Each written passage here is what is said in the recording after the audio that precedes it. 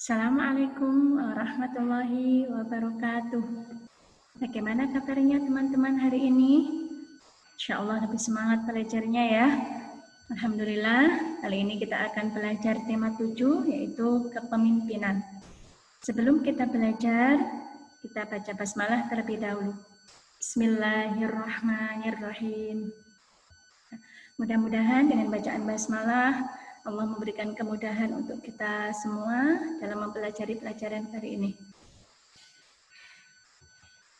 Yang akan kita pelajari yaitu tentang penerapan nilai-nilai Pancasila dalam kehidupan sehari-hari.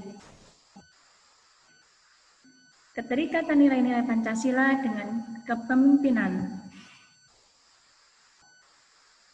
Pancasila sebagai pandangan hidup kehidupan masyarakat dan bangsa. Jadi seorang pemimpin akan berhasil dalam memimpin jika dapat memaknai dan menerapkan nilai-nilai Pancasila dalam kepemimpinannya. Jadi seorang pemimpin dalam menentukan suatu sikap haknya harus sesuai dengan nilai-nilai Pancasila. Kemudian tugas seorang pemimpin. Yang pertama yaitu mengatur anggotanya. Jadi seorang pemimpin harus bisa mengatur anggotanya dengan baik sehingga tujuan bisa tercapai dengan baik. Yang kedua yaitu menyatukan seluruh anggota dalam mencapai tujuan bersama. Jadi seorang pemimpin juga harus bisa menyatukan seluruh anggotanya. Jadi ketika ada yang pendapat berbeda, itu harus tetap bisa mempersatukan sehingga tujuan bisa tercapai. Kemudian yang ketiga, memandu menyelesaikan masalah yang terjadi dalam organisasi atau kelompok. Jadi dalam kata lain, seorang pemimpin harus bisa mencari jalan keluar ketika terjadi sesuatu masalah dalam organisasi. Kemudian nilai-nilai sila pertama Pancasila. Yang pertama yaitu percaya dan takwa terhadap Tuhan Yang Maha Esa. 2. Mengembangkan sikap hormat menghormati dan bekerja sama antar pemeluk agama dan penganut kepercayaan yang berbeda-beda terhadap Tuhan Yang Maha Esa. Yang ketiga, membina kerukunan hidup di antara sesama umat beragama dan kepercayaan terhadap Tuhan Yang Maha Esa. Yang keempat, agama dan kepercayaan terhadap Tuhan Yang Maha Esa adalah masalah yang menyangkut hubungan pribadi manusia dengan Tuhan Yang Maha Esa. Kemudian yang kelima, mengembangkan sikap saling menghormati kebebasan menjalankan ibadah sesuai agama dan kepercayaan masing-masing. Yang keenam, tidak memaksakan suatu agama dan kepercayaan terhadap Tuhan Yang Maha Esa kepada orang lain. Itu nilai-nilai sila pada sila pertama. Sekarang contoh penerapan sila pertama. Nah, itu kepemimpinan yang sesuai dengan sila pertama. Terus, contoh, Pak Erwin adalah Ketua RT 01 di Dusun Rejo. Selama kepemimpinannya, beliau telah berhasil meningkatkan kualitas kehidupan beragama di RT 01 melalui berbagai kegiatan yang dilaksanakan atas instruksi Pak Erwin, seperti memperbaiki rumah ibadah dan memperbarui berbagai fasilitas untuk meningkatkan semangat para pemeluk agama dalam beribadah. Pak Erwin juga memberikan keteladanan bagi warganya dalam kehidupan beragama, seperti beribadah secara tekun dan memberi kesempatan bagi pemeluk agama lain untuk beribadah. Di samping itu, Pak Erwin juga selalu mengajak warganya untuk menjaga persatuan di antara umat beragama. Nah, yang perlu kita pahami bahwa seorang pemimpin juga lebih dahulu harus memberikan contoh keteladanan seperti apa yang dilakukan Pak Erwin. Kemudian nilai-nilai sila kedua Pancasila. Yang pertama, mengakui dan memperlakukan manusia sesuai dengan harkat dan martabatnya sebagai makhluk Tuhan yang Maha Esa. Yang kedua, mengakui persamaan derajat, persamaan hak, serta kewajiban setiap manusia tanpa membeda-bedakan suku, keturunan, agama, kepercayaan, jenis kelamin, kedudukan sosial, dan warna kulit. Yang ketiga, mengembangkan sikap saling mencintai sesama manusia. Keempat, mengembangkan sikap saling tenggang rasa dan tepa selera. Mengembangkan sikap tidak semena-mena terhadap orang lain. Kemudian keenam, menjunjung tinggi nilai-nilai kemanusiaan. Yang ketujuh, gemar melakukan kegiatan kemanusiaan. 8. Berani membela kebenaran dan keadilan. 9. Mengembangkan sikap saling menghormati dan kerjasama dengan bangsa lain. Nah, itu nilai-nilai dalam sila kedua. Kemudian contoh penerapan sila kedua. Nah, ini.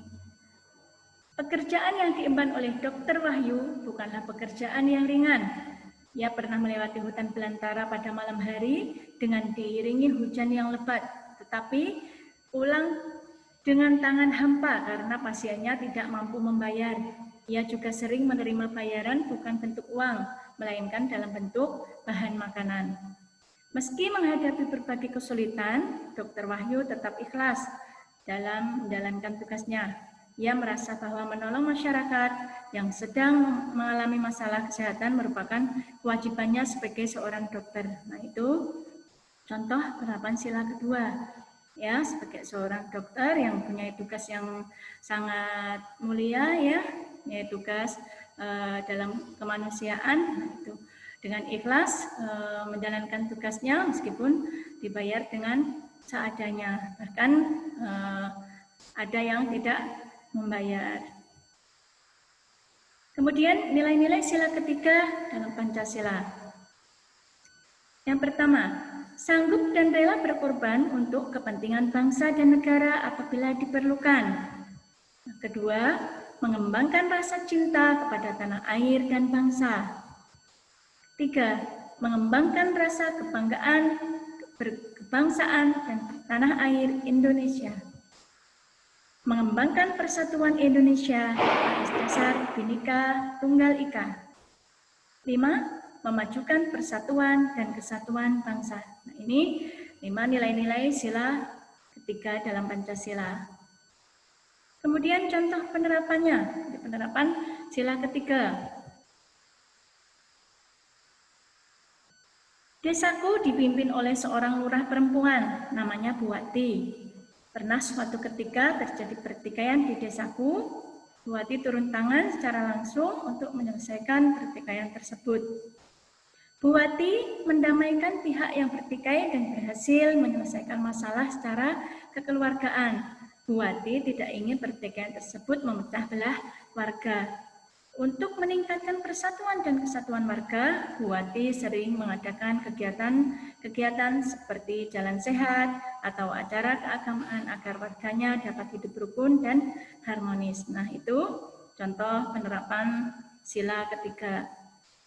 Kemudian, nilai-nilai sila keempat Pancasila. Yang pertama, tidak memaksakan kehendak kepada orang lain.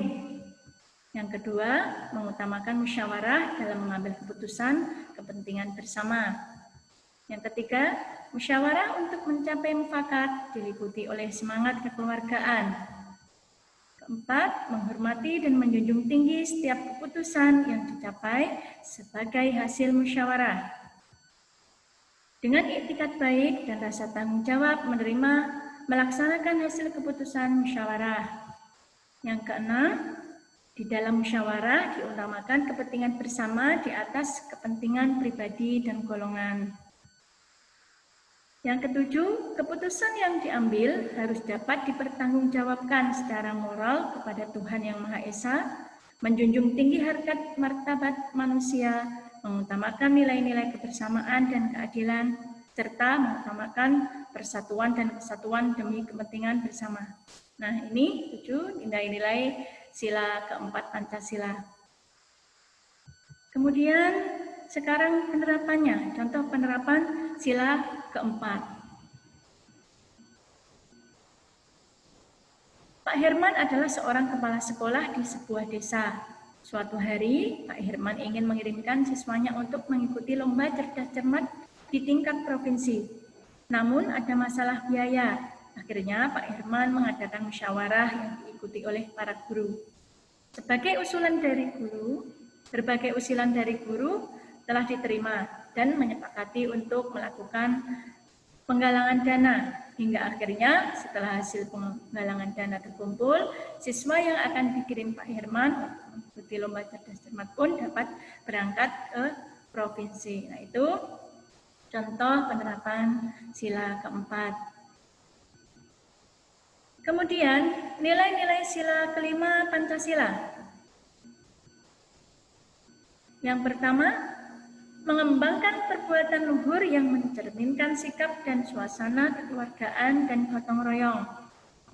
Yang kedua, mengembangkan sikap adil terhadap sesama. Yang ketiga, menjaga keseimbangan antara hak dan kewajiban. Keempat, menghormati hak orang lain. Yang kelima, memberi pertolongan kepada orang lain agar dapat berdiri sendiri. Yang keenam, suka bekerja keras. 7. Menghargai hasil karya orang lain yang bermanfaat bagi kemajuan dan kesejahteraan bersama. Nah, ini nilai-nilai sila kelima Pancasila. Kemudian contoh penerapan sila kelima. Suatu pagi, ibu terkejut melihat Andi kembali ke rumah beberapa menit setelah berangkat sekolah. Andi pulang ke rumah karena karya patung yang harus dikumpulkan pada hari itu tertinggal di rumah. Karya patung Andi tertinggal karena ia bangun kesiangan akibat menonton TV, sehingga larut malam hingga ia tergesa-gesa ketika berangkat ke sekolah. Padahal ibunya tahu bahwa Andi sudah bekerja keras menyelesaikan karya patungnya sendiri tanpa bantuan orang lain selama beberapa hari. Lalu ibu menasihati Andi agar lebih bisa untuk memimpin dirinya sendiri serta bertanggung jawab. Kemudian ibu menyuruh Andi kembali ke sekolah dan menyemangati Andi dengan menghargai kerja keras Andi yang telah menyelesaikan karya patungnya. Ini contoh penerapan sila kelima. Contoh penerapan sila Pancasila. Nah, yaitu sila pertama, berkata jujur ketika melakukan kesalahan, ya, berani berkata jujur. Kemudian sila pertama juga tidak mengganggu orang lain saat beribadah. Nah, ini merupakan contoh penerapan sila pertama, ya, tidak mengganggu orang lain yang beribadah. Kemudian menjenguk orang sakit adalah merupakan contoh penerapan sila Pancasila sila kedua. Kemudian menggalang dana untuk korban bencana. Nah, ini merupakan contoh penerapan itu sila kedua. Bangga dengan keragaman budaya bangsa. Nah, ini adalah contoh penerapan sila ketiga.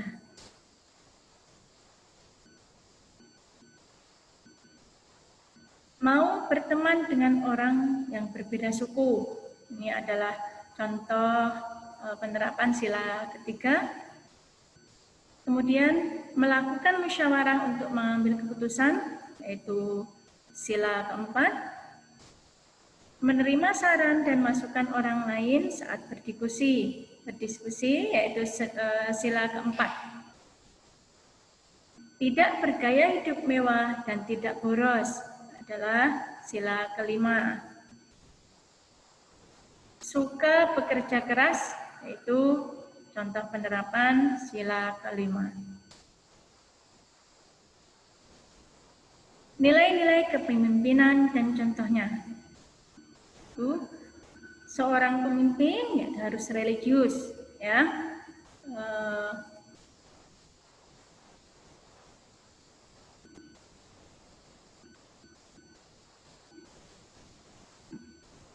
Nilai-nilai kepemimpinan yaitu yang pertama adalah religius. Contohnya, selalu berdoa dalam mengawali dan mengakhiri kegiatan, selalu mengucap rasa syukur dalam segala aktivitas. Kemudian, nilai-nilai kepemimpinan yang kedua yaitu disiplin. Jadi seorang pemimpin harus disiplin, yaitu selalu melakukan sesuatu sesuai dengan yang telah ditetapkan atau tepat waktu dan menepati janji. Kemudian yang ketiga, pekerja keras. Jadi seorang pemimpin selalu bekerja seperti tidak kenal lelah, selalu semangat dan tidak pernah mengeluh. Yang selanjutnya yaitu toleran. Seorang pemimpin selalu baik dengan keluarga dan orang di sekitarnya, selalu memaklumi kekurangan yang dimiliki orang lain. Kemudian humanis, itu seorang pemimpin selalu welas asih atau kasih sayang terhadap keluarga dan suka membantu orang lain. Nah, ini dan nilai-nilai kepemimpinan dan contohnya.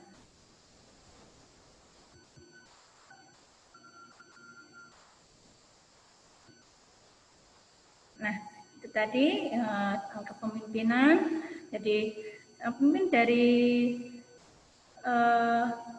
lingkungan keluarga sampai lingkungan negara pun seorang pemimpin tentunya harus bisa bekerja sama dengan anggotanya, sehingga dengan bekerja sama itu tujuan yang diharapkan bisa tercapai. Kemudian ya, teman-teman, selanjutnya akan kita bahas tentang keanggotaan ASEAN. Nah, di sini ada peta Asia Tenggara. Itu negara-negara anggota ASEAN yang terdiri dari Brunei Darussalam, ada Kamboja, ada Indonesia, Laos, Malaysia, Myanmar, Filipina, Singapura, Thailand, dan Vietnam. Jadi ada 10 negara anggota ASEAN. Nah, ini negara-negara anggota ASEAN ya.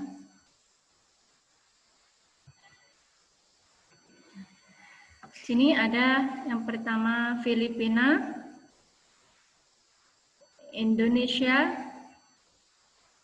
Malaysia, Singapura, dan Thailand. Nah, 5 negara ini merupakan negara pendiri.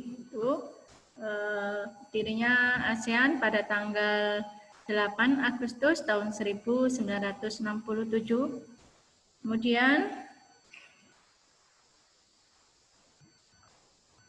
disusul oleh negara lain, yaitu Brunei Darussalam tanggal 7 Januari 1984. Kemudian Vietnam tanggal 28 Juli tahun 1995.